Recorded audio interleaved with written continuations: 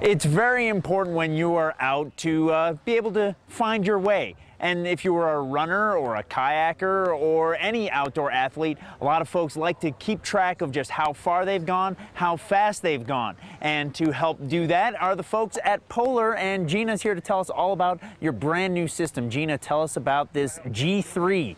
Hi, how are you? So we have it's the RS800 unit, which came out last fall. And now it comes with the G3 GPS sensor, so it really becomes the complete multi-sport training system for any athlete who's looking to, kayak, who's going to mountain bike, or who's a runner. So someone who's looking for diversity in their training and looking for that flexibility, you can get a speed and distance measurement with the G3 sensor. And then the RS800 unit also works with our S3 stride sensor, which will give you speed and distance, but it's measuring your stride length, and it's going to give you running cadence. So if you're a true hardcore runner, the stride sensor would be your choice for training, but if you're really looking for diversity and flexibility in your training, then you'd want to go with the G3 GPS sensor. Now, how does this GPS sensor work with the watch, and does it actually, can you map, take the coordinates afterwards and say, this is where I ran? You can actually map, but the RS800 has a barometric pressure measurement, so you get the altimeter, and from that you can download that into our Pro Trainer 5 software, and from there you can map your route profile, but purely from an altitude standpoint. Now, Polar is known for years as making great heart rate monitors. Why expand to speed and distance for training? It's important. We've always provided speed and distance measurement for our runners, for our athletes at any level. Now taking GPS, you're really taking it to another level and giving them that diversity and that flexibility. We recognize the trend in people pursuing other active sports and active pursuits. For adventure racing is really much on the incline, so we really want to give them that flexibility, give the public what they need. Now, you mentioned that there is a kayak unit, so you can keep track of things on the water. Is this fully waterproof? Could you, if you're a triathlete, could you take it swimming with you? Unfortunately, no GPS technology will work underwater, so although the G3 is water resistant, so you can withstand the harshest conditions, you will not be able to actually use it to swim. But with the RS800 unit itself, you can still get heart rate data and all the other physiological data points that you would need if you're a training triathlete. Fantastic. All right, Gina, thank you so much. We're going to go take a look and see how it actually works in real life.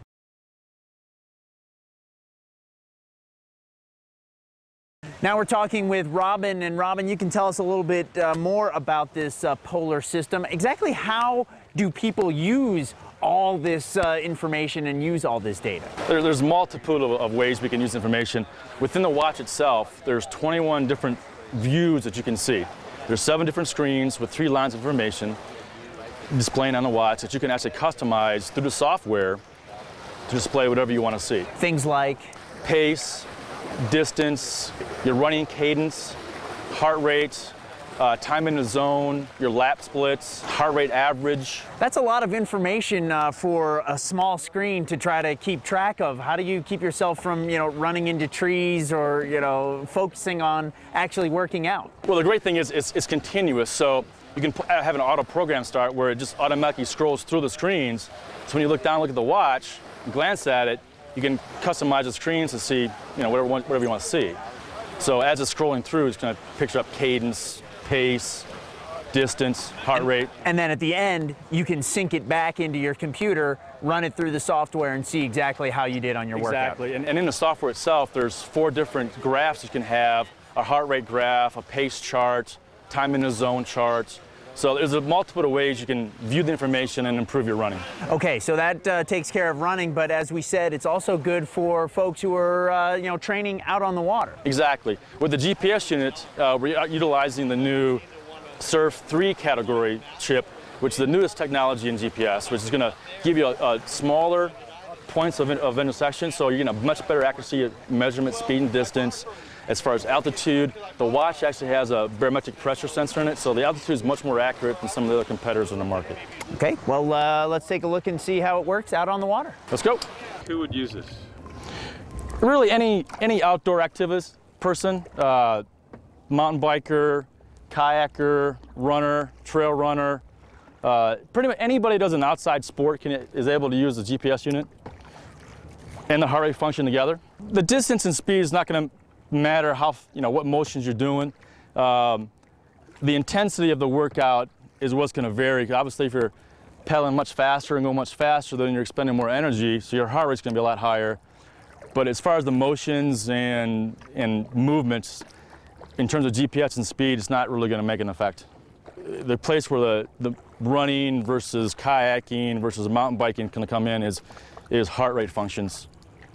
How hard you're working out, how intense your workouts are. The heart rate strap actually measures the electricity the heart produces, so it's 99.1% accurate. Is this different than what you guys had that's selling right now? It's the same technology, but this is our first adventure into the GPS measurement system as a unit itself. Before, with the previous measurements, accelerometers, obviously they wouldn't work on the water. Pretty much been a land timing system. So now with the GPS, it gives us an opportunity to take us outside, off land, on the water, or even in, roping, orientating, kind of activities. With the GPS technology, we've been able to use the sensor into more of the outdoor activities as far as the adventure racing, eco challenges, and that's been well received. That's an avenue that we have not had any interest in before, any penetration. So with the GPS unit, it gives us that extra activity that we can help the adventure racer use. With new technology, obviously, things can be made much smaller, and with the GPS unit itself being the size that it is, it gives us a multitude of areas to place the unit. You can place it on your body, you can place it on your backpack, you can place it on the boat, and not really have an obtrusive additional sensor on your body or on your person or on the equipment that you're using. Not only for the summertime activities, spring, fall, but also for the winter, like skiing, cross-country skiing, Nordic trekking, because with the heart rate version and the GPS giving you speed and distance, you can actually track how fast you're going down the slopes, how fast you're going on the cross-country skis, versus that with your heart rate to measure the intensity and how much pace you have to put yourself through.